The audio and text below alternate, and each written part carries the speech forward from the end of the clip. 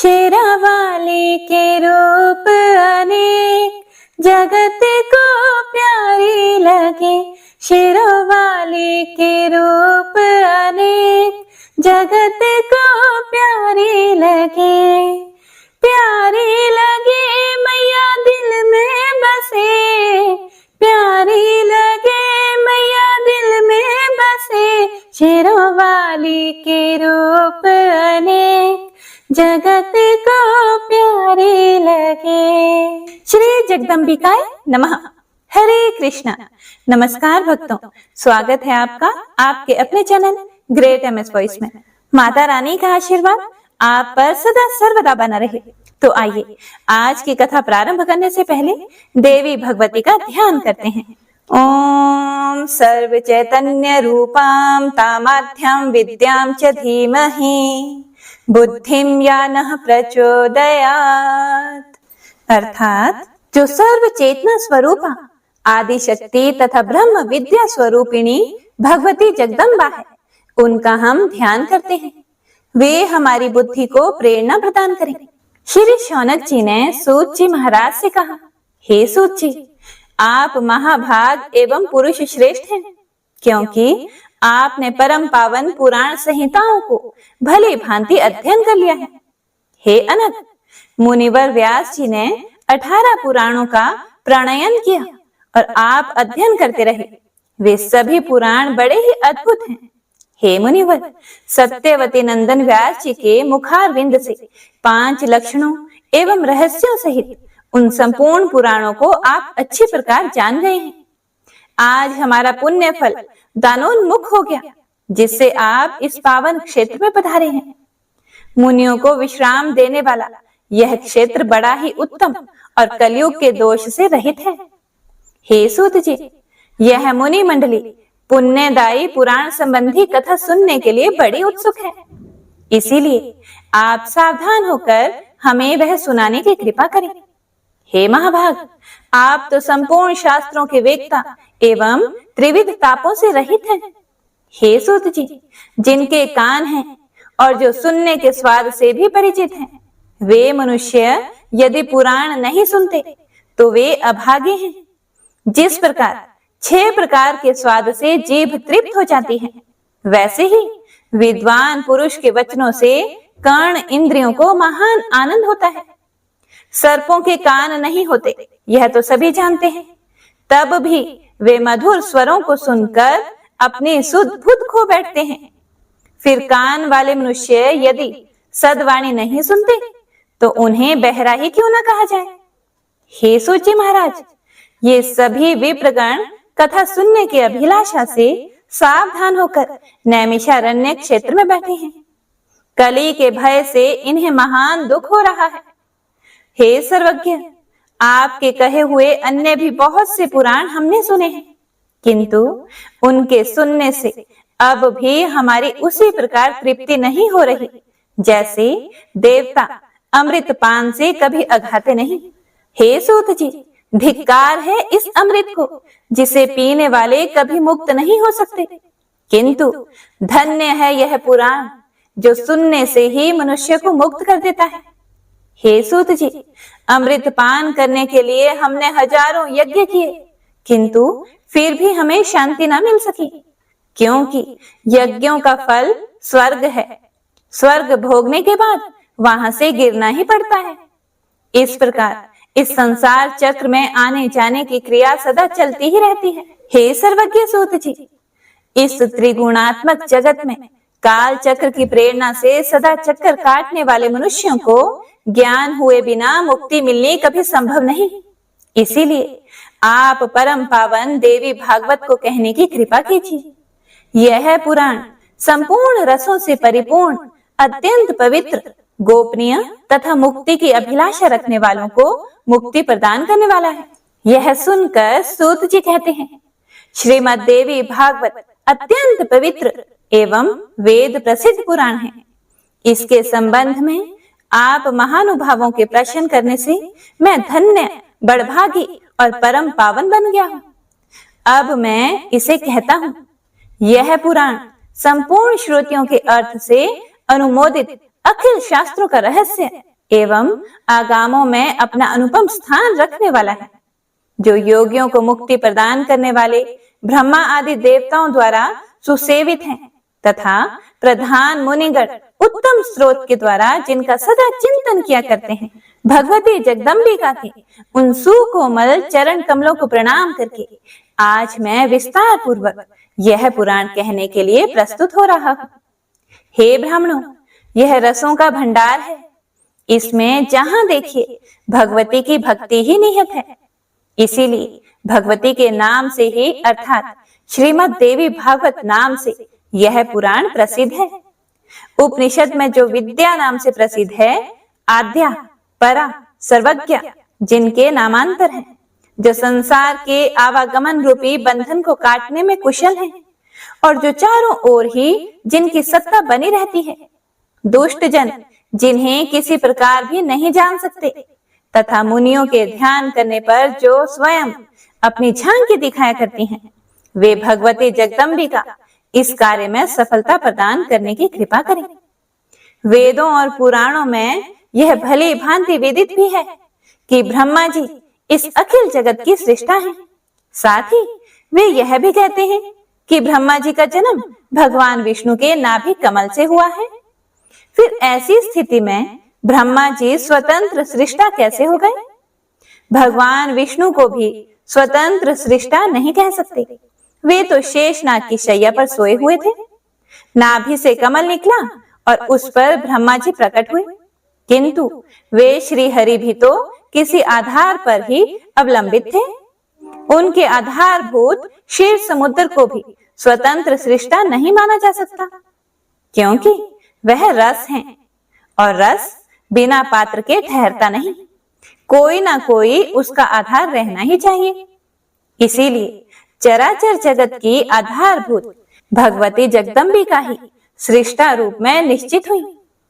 मैं उनकी शरण ग्रहण करता हूँ। कमल स्थित ब्रह्मा जी को दर्शन मिले। भगवान विष्णु योग निद्रा के अधीन होकर शयन कर रहे थे।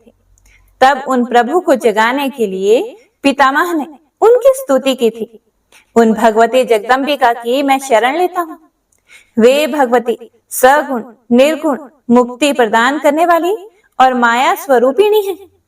अब मैं उनका ध्यान करके संपूर्ण पुराणों का कथन करता हूँ। मुनिगण सुनने की कृपा करें। श्रीमद् देवी भागवत सबसे उत्तम एवं पावन पुराण माना जाता है। इसमें 18,000 श्लोक हैं। संस्कृत भाषा में इसकी रचना हुई है। वेद व्यास जी ने सुंदर 12 स्कंदों से इसे सजाया हुआ है। पूरे पुराण में 318 अध्याय हैं।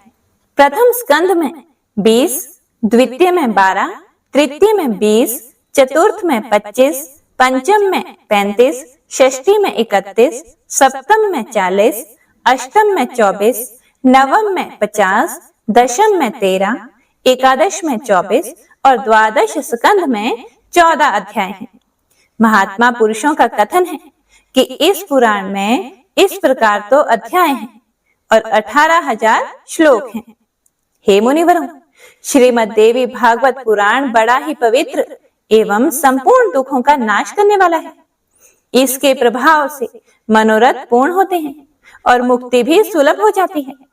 इसके सभी विषय वेद के अभिप्राय से युक्त हैं। संपूर्ण वेदों का सारभूत यह पुराण मुक्तिगामी जनों को सदा प्रिय है।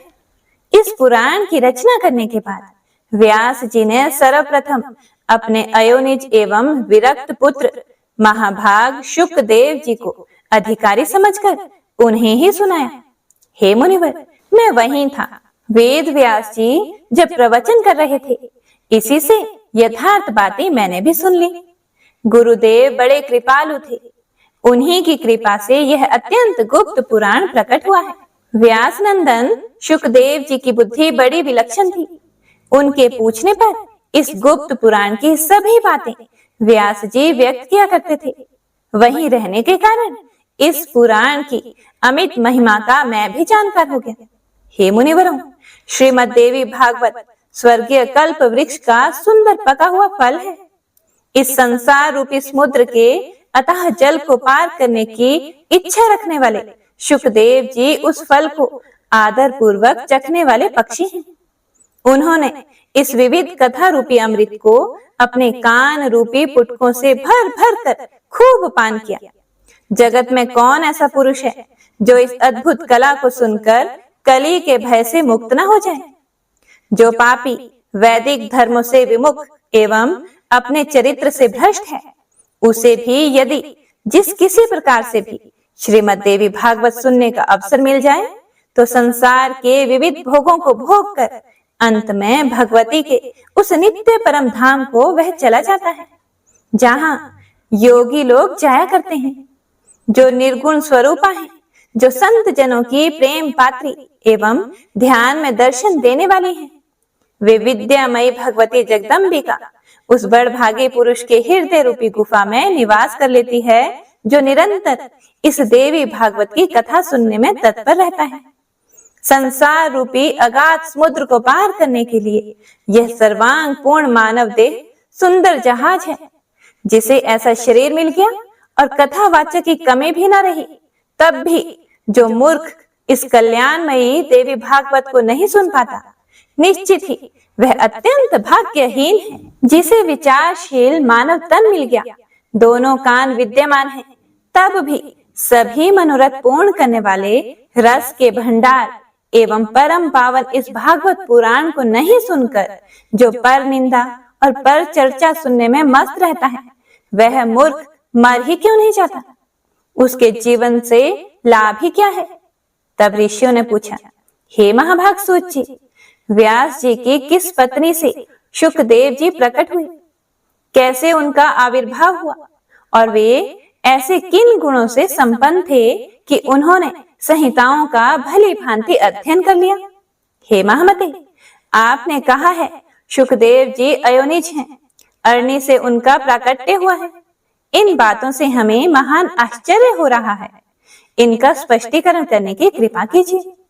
तब सूत जी कहते हैं, प्राचीन समय की बात है। सत्यवती नंदन व्यास जी सरस्वती नदी के तट पर विराजमान थे। उनके आश्रम पर 2 गौरैया पक्षी थी।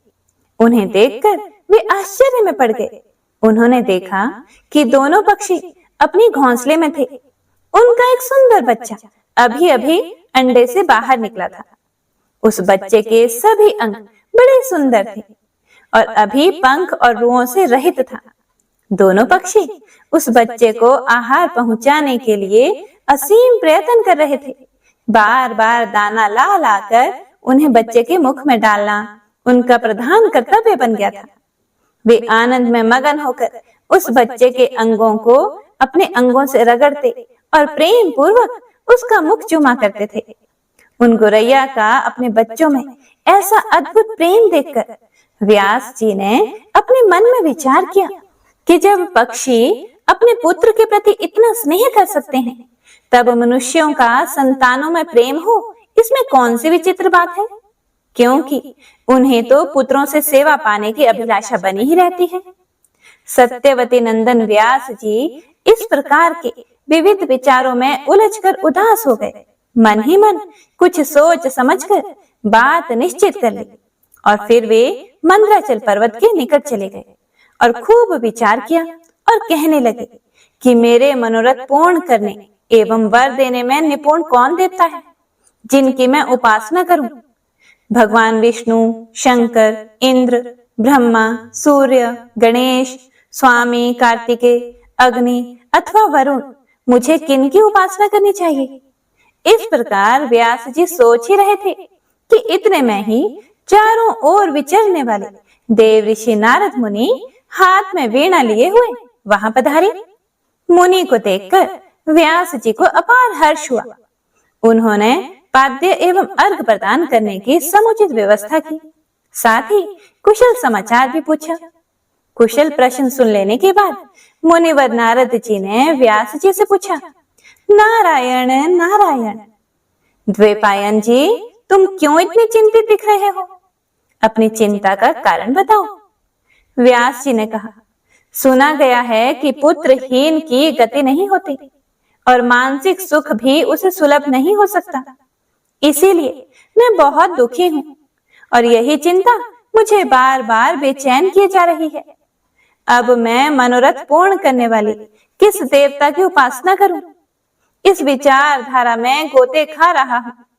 इस परिस्थिति में अब आप ही मेरे आश्रय हैं। हे महर्षि, आप सब कुछ जानने वाले एवं कृपा के समुद्र हैं। शीघ्र बताने की कृपा कीजिए कि मैं किन देवता की शरण में जाऊं जो मुझे पुत्र दे सके। सूत जी कहते हैं, इस प्रकार व्यास जी के पूछने पर महामना नारद जी अत्यंत प्रेम पूर्वक उनसे कहने लगे कि हे महाभाग व्यास जी, आप इस विषय में जो प्रश्न पूछ रहे हो, ठीक यही प्रश्न मेरे पिताजी ने भगवान श्री हरि से किया था। देवादिदेव भगवान जगत के स्वामी हैं। लक्ष्मी जी उनकी सेवा में उपस्थित रहती हैं। दिव्य कौस्तुभ मणि उनकी शोभा बढ़ाती हैं। वे शंख, चक्र और गदा लिए रहते हैं और पीतांबर धारण करते हैं। उनकी 4 भुजाएं हैं। वक्ष स्थल पर श्री वत्स का चिन्ह चमकता रहता है। वे चराचर जगत के आश्रय दाता हैं। जगत गुरु एवं देवताओं के भी देवता हैं। ऐसे जगत प्रभु भगवान श्री हरि महान तप कर रहे थे। उनकी समाधि लगी हुई थी। यह देखकर मेरे पिताजी ब्रह्मा जी को बड़ा आश्चर्य हुआ। इसीलिए उन्होंने उनसे जानने की इच्छा प्रकट की। ब्रह्मा जी ने पूछा कि हे प्रभु, आप तो देवताओं के अध्यक्ष, जगत के स्वामी और भूत भविष्य एवं वर्तमान सभी जीवों के एकमात्र शासक हैं। भगवान, फिर आप क्यों तपस्या कर रहे हैं और किस देवता की आराधना में ध्यान मगन हैं? मुझे असीम आश्चर्य हो रहा है और सबसे ज्यादा आश्चर्य तो यह हो रहा है कि आप देवेश्वर एवं सारे संसार के शासक होते हुए भी समाधि में लीन हैं। हे प्रभु, आपके नाभि कमल से तो मेरी उत्पत्ति हुई है और वह मैं अखिल विश्व का रचयिता बन गया। फिर आप जैसे सर्वसमर्थ पुरुष से बढ़कर कौन विशिष्ट देवता है, उसे बताने की कृपा अवश्य कीजिए। जगत प्रभु, मैं तो यही जानना चाहता हूँ कि सबके कारण स्वरूप आदि पुरुष परमात्मा आप ही हैं। आप में सारी शक्तियां स्थित हैं। सृष्टि, स्थिति और संहार तथा सभी कार्यों के करने वाले आप ही हैं। महाराज, आपकी इच्छा से ही मैं इस जगत की रचना करता हूँ। भगवान शंकर भी आपकी आज्ञा पाने पर ही समय अनुसार सदा संहार लीला में प्रवृत्त होते हैं। भगवान, सूर्य का आकाश में चक्कर लगाना, सुखदायी पवन का चलना, अग्नि का जलना और मेघ का बरसना आदि सभी कार्य आपकी आज्ञा पर ही निर्भर है। और मुझे तो महान कौतूहल यह हो रहा है कि आप किस देवता का ध्यान कर रहे हैं। त्रिलोकी में तो मैं आपसे बढ़कर किसी देवता को नहीं देखता। इसीलिए हे प्रभु, मुझ दास को यह रहस्य स्पष्ट बताने की कृपा कीजिए, क्योंकि श्रेष्ठ पुरुष किसी भी बात को छिपाते नहीं। श्री ब्रह्मा जी के यह विनीत वचन सुनकर भगवान श्री हरि उनसे कहने लगे कि हे ब्राह्मण, सावधान होकर सुनो। मैं अपने मन का विचार व्यक्त करता हूँ। देवता, दानव और मानव सब यही जानते हैं कि आप सृष्टि करता हो, मैं पालन करता हूँ और भगवान शंकर संहार किया करते हैं। किंतु फिर भी वेद के पारगामी पुरुष अपनी युक्ति से ये सिद्ध करते हैं कि रचने, पालने और संहार करने की यह योग्यता जो हमें मिली है, इसकी अधिष्ठात्री शक्ति देवी है। वे कहते हैं कि संसार की सृष्टि करने के लिए आप में राजसी शक्ति का संचार हुआ है, मुझे सात्विकी शक्ति मिली है और रुद्र में तामसी शक्ति का आविर्भाव हुआ है। उस शक्ति के अभाव में आप इस संसार की सृष्टि नहीं कर सकते और मैं पालन करने में सफल नहीं हो सकता और रुद्र भी संहार कार्य नहीं कर सकते। हे ब्रह्मा जी, हम सभी उस शक्ति के सहारे ही अपने अपने कार्य में सदा सफल होते आए हैं। प्रत्यक्ष और परोक्ष दोनों ही उदाहरण मैं आपके सामने रखता हूँ, सुनो। यह निश्चित बात है कि उस शक्ति के अधीन होकर ही मैं प्रलय काल में इस शेष नाग की शैया पर सोता और सृष्टि करने का अवसर आते ही जाग जाता हूँ।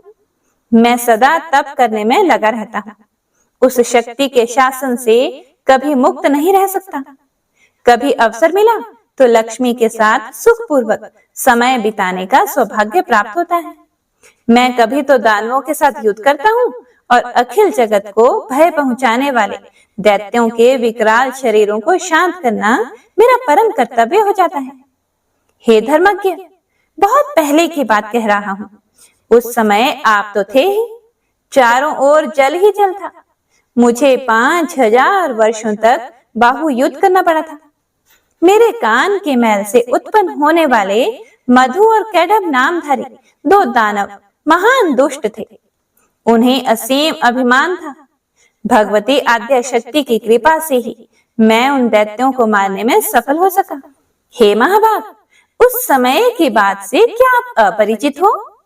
सर्वश्रेष्ठ शक्ति ही तो उस जीत में हमारा कारण हुई थी। फिर आप बार बार क्यों पूछते हो? जब सर्वत्र जल ही जल शेष रहता है, तब उस शक्ति की इच्छा के अधीन होकर मैं पुरुष रूप से विचरा करता हूँ। प्रत्येक युग में कच्छप, वाराह, नरसिंह और वामन रूप मुझे धारण करने पड़ते हैं। हे ब्रह्मा जी, प्राचीन समय की बात है। एक बार धनुष की डोरी टूटी और उसके झटके से मेरा मस्तक धड़ से अलग हो गया।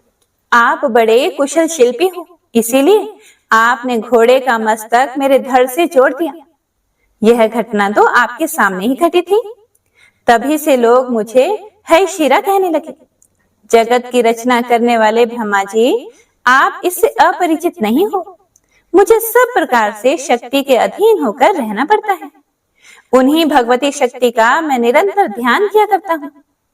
ब्रह्मा जी, मेरी जानकारी में इन भगवती शक्ति से बढ़कर दूसरे कोई देवता नहीं है। फिर नारद जी कहते हैं, इस गुप्त रहस्य के वक्ता भगवान विष्णु हैं और श्रोता ब्रह्मा जी रहे।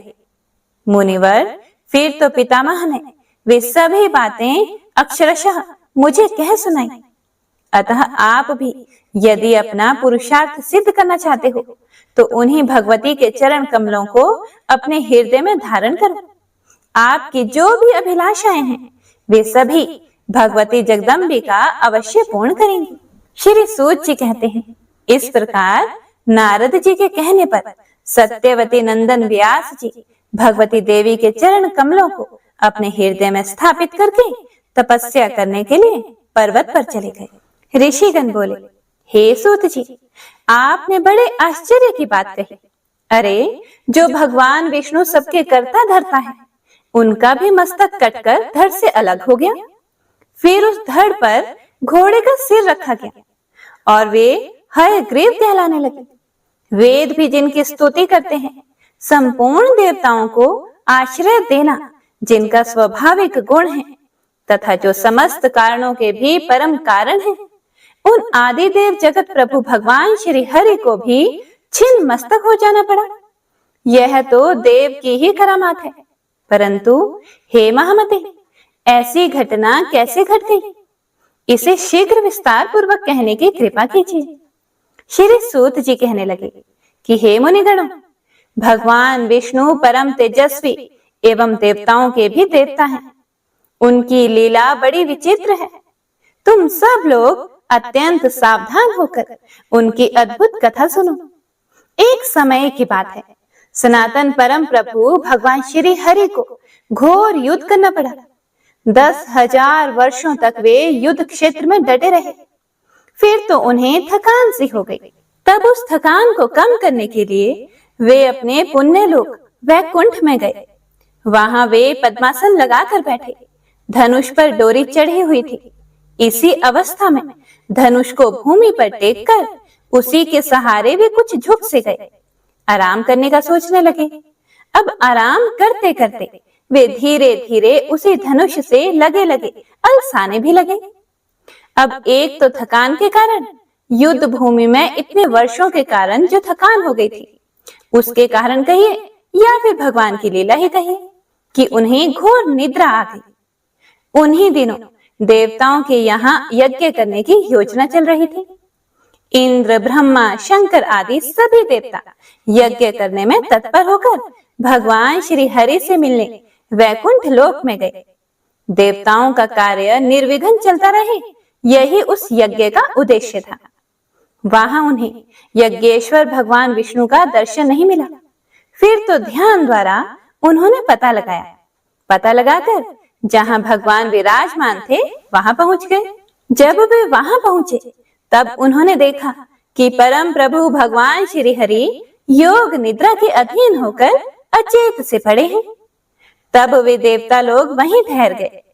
अब वे प्रभु के जागने का वहीं इंतजार करने लगे। प्रभु तो अचेत पड़े हुए थे। जब भगवान की निद्रा भंग नहीं हुई तब वे देवता अत्यंत चिंतित हो गए। ऐसी स्थिति में इंद्र ने प्रधान देवताओं को संबोधित करके कहा, अब क्या करना चाहिए? देवताओं, आप स्वयं विचार करें, भगवान विष्णु को कैसे जगाया जाए? तब भगवान शंकर ने कहा, देवताओं, यद्यपि किसी की निद्रा भंग करना निषिद्ध आचरण है। हे प्रिय भक्तों, देखिए, यह बात हमेशा ध्यान में रखिए। अगर कोई गहरी नींद में सो रहा हो तो उसे अनावश्यक रूप से नहीं जगाना चाहिए, बहुत बड़ा दोष लगता है। आगे प्रभु कहते हैं, यद्यपि किसी की निद्रा भंग करना है निषिद्ध आचरण है, अब यज्ञ भी करना है तो यज्ञ करने के लिए तो प्रभु को जगाना ही पड़ेगा। तब ब्रह्मा जी ने वमरी नामक एक कीड़ा उत्पन्न किया। उन्होंने सोचा, धनुष तो पृथ्वी पर ही है, यह वमरी नामक कीड़ा उस धनुष की तांत को काट देगा और इसके बाद आगे की रस्सी को काटते ही झुका हुआ धनुष ऊपर को तन उठेगा। फिर तो देवादिदेव श्री हरि की निद्रा टूट ही जाएगी। तब देवताओं का कार्य सिद्ध होने में भी कोई संदेह नहीं रहेगा। इस प्रकार मन में विचार करके प्रधान देवता अविनाशी ब्रह्मा जी ने वैसा करने के लिए वमरी कीड़े को आज्ञा दे दी। तब वह वमरी नामक कीड़ा ब्रह्मा जी से कहने लगा कि हे प्रभु, अरे लक्ष्मीकांत भगवान नारायण देवताओं के भी आराध्य देव हैं। भला उन जगत गुरु की निद्रा मैं कैसे भंग कर सकूंगा? भगवान, इस धनुष की डोरी को काटने से मुझे भला कौन सा लाभ है जिसके कारण ऐसा घृणित कार्य किया जा सके? सभी प्राणी किसी न किसी स्वार्थ को लेकर ही नीच कर्म करते हैं। यह बिल्कुल निश्चित बात है, यह तो बिल्कुल सच बात है। इसीलिए यदि मेरा कोई निजी काम बनने वाला हो तभी इसे काटने में मैं तत्पर हो सकूंगा। यह सुनकर ब्रह्मा जी कहने लगे, वमरी सुनो, हम लोग तुम्हें यज्ञ में भाग दिया करेंगे। यह निजी लाभ मानकर अब तुम शीघ्र हमारा कार्य करो, अर्थात भगवान श्री हरि को निद्रा से जगा दो। देखो, यज्ञ में हवन करते समय अगल बगल में जो भी हविष्य गिर जाएगा वह तुम्हारा भाग है, यह समझ लो। अच्छा, अब हमारा काम बहुत जल्दी हो जाना चाहिए। सूत जी कहते हैं, इस प्रकार ब्रह्मा जी के कहने पर उसी क्षण वमरी ने प्रत्यंचा को जो नीचे भूमि पर थी उसे काट दिया। फिर तो धनुष बंधन मुक्त हो गया। देखिए, अब इधर प्रत्यंचा कटी और दूसरी ओर की डोरी भी वैसे ही ढीली पड़ गई। उसी समय बड़े जोर से भयंकर शब्द हुआ जिससे देवता भयभीत हो उठे। चारों ओर अंधकार छा गया। इतना अंधकार छा गया कि सूर्य की प्रभा भी क्षीण हो गई। फिर तो सभी देवतागण घबराकर सोचने लगे, अहो, ऐसे भयंकर समय में पता नहीं अब क्या होने वाला है। हे ऋषियों, समस्त देवतागण ऐसा ही सोच रहे थे कि इतने में पता नहीं भगवान विष्णु का मस्तक कुंडल और मुकुट सहित कहां उड़कर चला गया। कुछ समय के बाद जब घोर अंधकार शांत हुआ तब भगवान शंकर और ब्रह्मा जी ने देखा कि श्री हरि का श्री विग्रह बिना मस्तक का पड़ा हुआ है। यह बड़े आश्चर्य की बात सामने आ गई। भगवान विष्णु के केवल धड़ को देखकर उन श्रेष्ठ देवताओं के आश्चर्य की सीमा न रही। अब वे तरह तरह की चिंता करने लगे और मारे चिंता के उमड़े हुए चिंता के समुद्र में डूबने उतारने लगे। अत्यंत दुखी होकर उनकी आंखें जल बरसाने लगी। वे विलाप करने लगे, हाँ नाथ, आप तो देवताओं के भी आराध्य देव एवं सनातन प्रभु हैं। फिर भी हे भगवान, संपूर्ण देवताओं को निष्प्राण करने वाली यह कैसी देवीय विचित्र घटना घट गई। तब ब्रह्मा जी ने कहा, काल भगवान ने जैसा विधान रच रखा है वैसा अवश्य ही होता है। यह बिल्कुल असंदिग्ध बात है। जैसे बहुत पहले काल की प्रेरणा से भगवान शंकर ने मेरा ही मस्तक काट दिया था, उसी तरह आज भगवान विष्णु का भी मस्तक धड़ से अलग होकर समुद्र में जा गिरा है। शचीपति देवराज इंद्र के हजारों भग हो गए। उन्हें दुखी होकर स्वर्ग से गिर जाना पड़ा और मान सरोवर में जाकर वे कमल पर रहने लगे। अतः तुम्हें इस समय बिल्कुल भी शोक नहीं करना चाहिए। तुम सभी उन सनातन में विद्या स्वरूपिणी महामाया का चिंतन करो। वे प्रकृतिमयी भगवती निर्गुण स्वरूपिणी एवं सर्वोपरि विराजमान है। अब वे ही हमारा कार्य सिद्ध करेंगे। वे जगत को धारण करती हैं। उनका नाम ब्रह्म विद्या भी है। सब प्राणी उन्हीं की संतान है। त्रिलोकी में चर और अचर जितने प्राणी हैं, सब में वे विराजमान हैं। आगे सूत जी कहते हैं, फिर ब्रह्मा जी ने वेदों को जो सामने देह धारण करके उपस्थित थे, उन्हें आज्ञा दी। ब्रह्मा जी कहने लगे कि हे ब्रह्म विद्या स्वरूपिणी भगवती जगदम्बिका परम आराध्य है। उन सनातनी देवी के अंगों का साक्षात्कार होना कठिन है। वे भगवती महामाया संपूर्ण कर्मों को सिद्ध कर देती हैं। इसीलिए तुम लोग उनकी स्तुति करो।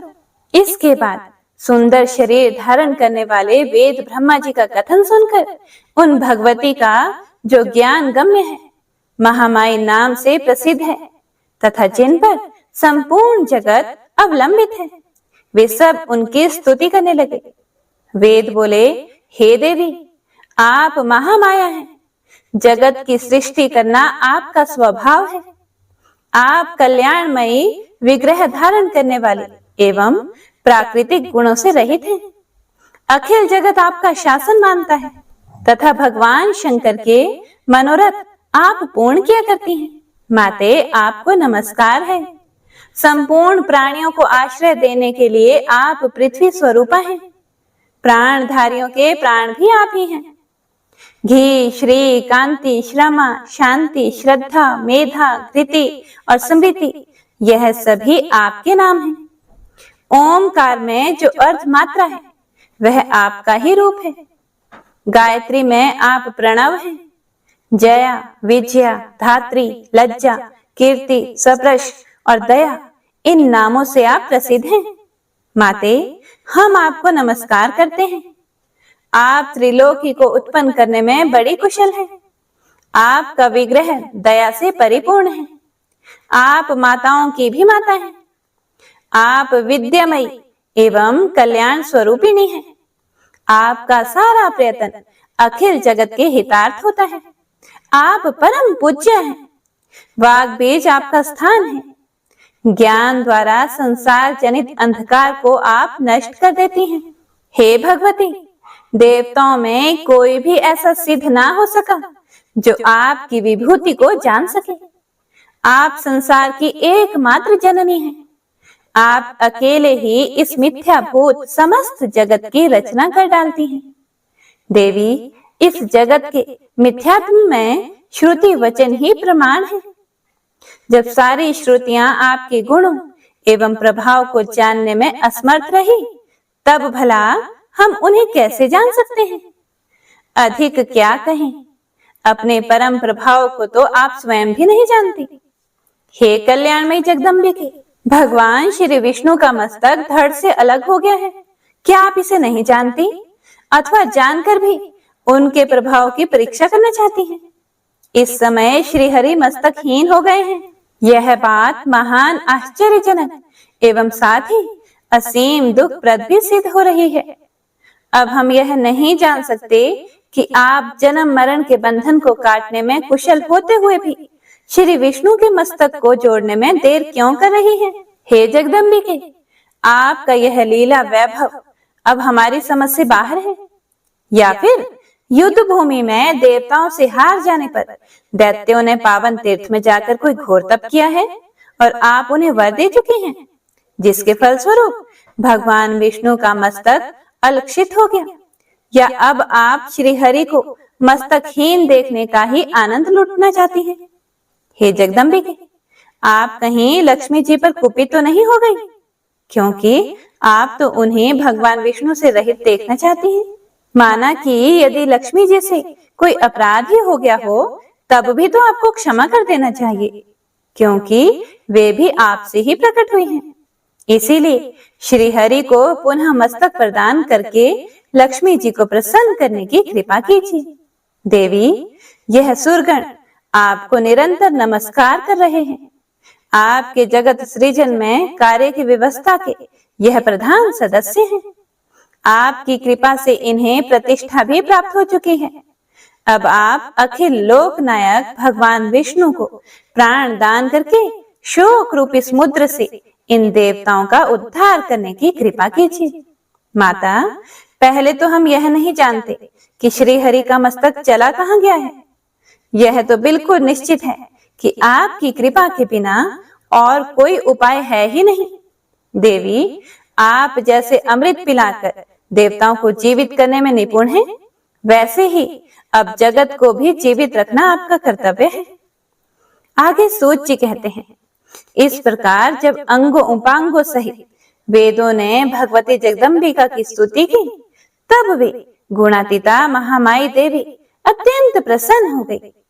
फिर तो देवताओं को लक्ष्य करके आकाशवाणी होने लगी। प्रत्येक वाणी कल्याणमयी थी, सभी शब्दों में सुख भरा था। वह वाणी इस प्रकार थी, देवताओं, अब तुम्हें चिंता करने की आवश्यकता नहीं है। शांत चित्त होकर अपने स्थान पर विराजमान हो जाओ। वेदों ने भली भांति मेरी स्तुति की है, इसीलिए मेरी प्रसन्नता में किंचित भी संदेह नहीं रहा।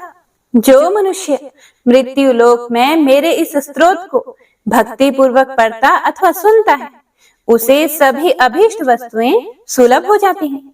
अथवा जो श्रद्धालु मानव तीनों काल में सदा इसका श्रवण करता है, उसके सभी शोक शांत हो जाते हैं और वह सुखी हो जाता है।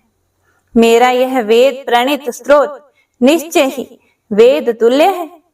अब तुम लोग श्री हरि के छिन्न मस्तक होने का अर्थात उनके मस्तक के कटने का कारण भी सुनो। इस जगत में कोई भी कार्य अकारण कैसे होगा? एक समय की बात है, भगवान श्री विष्णु लक्ष्मी जी के साथ एकांत में विराजमान थे। लक्ष्मी जी के मनोहर मुख को देखकर उन्हें हंसी आ गई। लक्ष्मी जी ने समझा, हो ना हो, भगवान विष्णु की दृष्टि में मेरा मुख कुरूप सिद्ध हो चुका है, इसीलिए मुझे देखकर इन्हें हंसी आ गई, क्योंकि बिना कारण उनका यूं हंसना बिल्कुल असंभव है। फिर तो महामाई लक्ष्मी जी को क्रोध आ गया। सात्विक स्वभाव वाली होने पर भी वे तमोगुण से आविष्ट हो गई। श्री महालक्ष्मी जी के शरीर में भयंकर तामसी शक्ति का जो प्रवेश हुआ, उसका भी भावी परिणाम वस्तुतः देवताओं का कार्य ही सिद्ध करना था। वे देवी अत्यंत व्याकुल हो गई। तब झट से उनके मुख से निकल गया, तुम्हारा यह मस्तक गिर जाए। इसी से इस समय इन प्रभु का सिर क्षार समुद्र में लहरा रहा है। देवताओं, इसमें कुछ कारण दूसरा भी है। वह यह है कि तुम लोगों का एक महान कार्य सिद्ध होने वाला है। यह बिल्कुल निश्चित बात है। हयग्रीव नामक एक दैत्य हो चुका है। उसकी विशाल भुजाएं हैं और वह बड़ी ख्याति पा चुका है। सरस्वती नदी के तट पर जाकर उसने महान तप किया। वह मेरे एकाक्षर मंत्र माया बीज का जप करता रहा, बिना कुछ खाए पिए ही जप करता था। उसकी इंद्रियां वश में हो चुकी थी। सभी भोगों का उसने त्याग कर दिया था। संपूर्ण भूषणों से भूषित जो मेरी तामसी शक्ति है, उसी शक्ति की उसने आराधना की। और वह दैत्य 1000 वर्ष तक ऐसी कठिन तप करता रहा। तब मैं ही तामसी शक्ति के रूप में सजकर उसके पास गई और जैसे रूप का वह ध्यान कर रहा था, ठीक उसी रूप में मैंने उसे दर्शन दिए। मैं सिंह पर बैठी हुई थी, सर्वांग दया से ओतप्रोत थे। मैंने कहा, महाभाग वर मांगो, सुव्रत जो इच्छा हो उसे देने में मैं तैयार हूँ। मुझ देवी की बात को सुनकर वह दानव प्रेम से विभोर हो उठा। उसने तुरंत मेरी परिक्रमा की और चरणों में मस्तक झुकाया। मेरे इस रूप को देखकर उसके नेत्र प्रेम से पुलकित हो उठे और आनंद के आंसुओं से भर गए। फिर तो वह मेरी स्तुति करने लगा। हयग्रीव बोला, हे कल्याणमयी देवी, आपको नमस्कार है। आप महामाया हैं। सृष्टि, स्थिति और संहार करना आपका स्वाभाविक गुण है। देवी, भक्तों पर कृपा करने में आप बड़ी कुशल हैं। मनोरथ पूर्ण करना और मुक्ति देना आपका मनोरंजन है। तब भगवती ने कहा, तुमने बड़ी अद्भुत तपस्या की है। मैं तुम्हारी भक्ति से अत्यंत प्रसन्न हूँ। तुम अपनी इच्छा से कोई भी वर मांगो। तुम्हें जो भी इच्छा हो वह मैं देने को तैयार हूँ। तब हयग्रीव बोला, माते, जिस किसी प्रकार भी मुझे मृत्यु का मुख ना देखना पड़े, वैसा ही मुझे वर देने की आप कृपा कीजिए। मैं अमर योगी बन जाऊं, देवता और दानव कोई भी मुझे जीत ना सके। तब देवी कहने लगी, देखो, जन्मे हुए की मृत्यु और मरे हुए का जन्म होना बिल्कुल निश्चित है। भला ऐसे सिद्ध मर्यादा जगत में कैसे व्यर्थ की जा सकती है। राक्षस राज, मृत्यु के विषय में तो ऐसी ही बात पक्की समझ लेनी चाहिए। इसीलिए मन में सोच विचार कर जो इच्छा हो वह वर मांगो। तब हयग्रीव बोला, अच्छा, तो हयग्रीव के हाथ ही मेरी मृत्यु हो, दूसरे मुझे कोई ना मार सके। बस मेरे मन की यही इच्छा है, इसे पूर्ण करने की कृपा करें। तब देवी ने कहा, हे महाभाग, अब तुम घर जाओ और आनंद पूर्वक राज्य करो। यह बिल्कुल निश्चित है, हयग्रीव के सिवा दूसरा कोई तुम्हें नहीं मार सकेगा। इस प्रकार उस दानव को वर देकर तामसी देवी अंतर ध्यान हो गई और वह दैत्य भी असीम आनंद का अनुभव करते हुए अपने घर चला गया। वही पापी इन दिनों मुनियों और वेदों को अनेक प्रकार से सता रहा है। त्रिलोकी में कोई भी ऐसा नहीं है जो उस दुष्ट को मार सके। अतएव इस घोड़े का सुंदर सिर उतारकर श्री विष्णु के धड़ से जोड़ दिया जाएगा। यह कार्य श्री ब्रह्मा जी के द्वारा ही संपन्न होगा। इसके बाद वे ही भगवान हयग्रीव देवताओं के हित साधन के लिए उस दुष्ट और निर्दय दानव के प्राण हरेंगे। श्री सूत जी कहते हैं, देवताओं से ऐसा कहकर वह आकाशवाणी शांत हो गई। फिर तो सभी देवता जो कुछ देर पहले तक शोक मगन थे, वे आनंद से विवल हो उठे। उन्होंने दिव्य शिल्पी ब्रह्मा जी से कहा। देवतागण बोले, भगवान, श्री विष्णु के मस्तकहीन शरीर पर सिर जोड़ना रूप महत्व कार्य संपन्न करने की कृपा करें। तभी भगवान हयग्रीव बनकर इस दानव राज का संहार करेंगे। श्री सूत जी कहते हैं, देवताओं की बात को सुनकर ब्रह्मा जी ने उसी क्षण सुरगण के सामने ही तलवार से घोड़े का मस्तक उतार लिया। साथ ही तुरंत उसे भगवान के शरीर पर जोड़ने की व्यवस्था भी संपन्न कर दी। फिर तो भगवती जगदम्बिका की कृपा प्रसाद से उसी क्षण भगवान श्री विष्णु का हयग्रीव अवतार हो गया। वह दानव बड़ा ही अभिमानी था। देवताओं से उसकी घोर शत्रुता थी। अवतार लेने के बाद कितने समय तक भगवान उसके साथ युद्ध भूमि में डटे रहे, तब कहीं जाकर उसकी मृत्यु हो पाई। हे प्रिय भक्तों, मृत्यु लोक में रहने वाले जो भी मनुष्य यह पुण्यमयी कथा को सुनते हैं, दूसरों को सुनाते हैं, वे संपूर्ण दुखों से मुक्त हो जाते हैं। यह बिल्कुल निश्चित बात है। भगवती महामाया का चरित्र परम पवित्र एवं पापों का संहार करने वाला है। जो इसे पढ़ते हैं और सुनते हैं, उन्हें संपूर्ण संपत्तियां सुलभ हो जाती हैं। ओम दुम दुर्गाय नमः। ओम नमः शिवाय। आज का अध्याय यही समाप्त होता है। इसके आगे का वृतांत आप अगले अध्याय में सुनेंगे। माता रानी आपके दुख दरिद्र को दूर करे। जय माता दी।